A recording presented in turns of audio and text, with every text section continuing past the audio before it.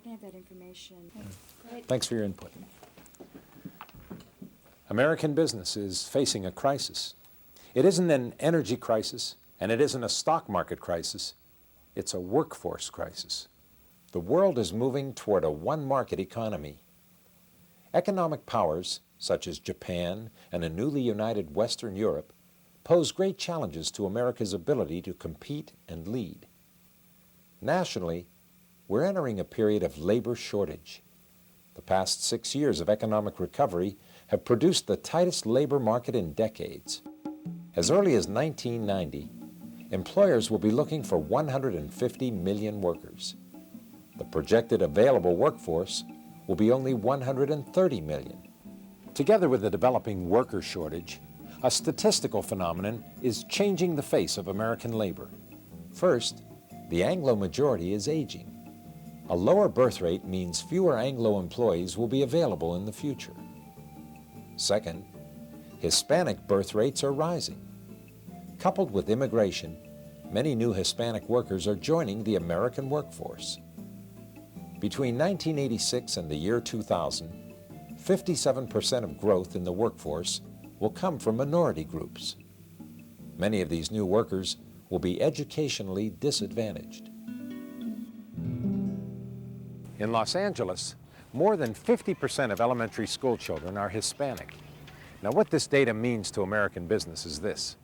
We need a trained workforce, people with college educations. But if we don't get more minority kids through college, we won't have that workforce. Many of today's most motivated students find the price of tuition, books, and materials an insurmountable barrier. Here's a tragic fact. 5 out of 10 Hispanic students don't graduate due to financial need. My grades in high school were really good. I was right up there at the top of my class. I could have gone to college, but my parents didn't have the money. And anyway, getting a job is important too, isn't it? In the mid-1970s, a group of far-sighted Hispanic Americans, including Mr. Ernest Robles, established the basis for the National Hispanic Scholarship Fund. We started with few people, Archbishop Patrick Flores and Paul Cedillo of the U.S. Catholic Conference. We shared a common vision of an organization that would help young Hispanics to complete a higher education. In its first year of operation, NHSF awarded a total of $30,000 to 113 Hispanic college students. During 13 years of operation, NHSF has given more than $6.4 million in scholarships to over 10,000 Hispanic college students across the nation. Most of the students, nearly half of whom are women, have attended top American universities. Here's what students themselves have to say about NHSF. Although I graduated in the top 10% of my high school class, it didn't look like I would be able to go away to college. My family just couldn't afford it. But now, through NHSF, I can see graduation ahead. I can see a career ahead, and I feel good about my future. After I completed my undergraduate studies at Texas Christian University, the opportunity to attend law school at SMU became a reality for me through the National Hispanic Scholarship Fund. I can't say how thankful I am for them, because all I needed was that chance. Hi, I'm Octavio Martinez. I'm out there in the business world, thanks to NHSF, and I'm properly prepared.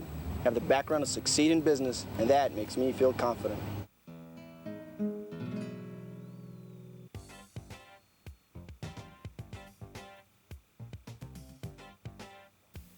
The skills required in many new jobs are tougher than ever.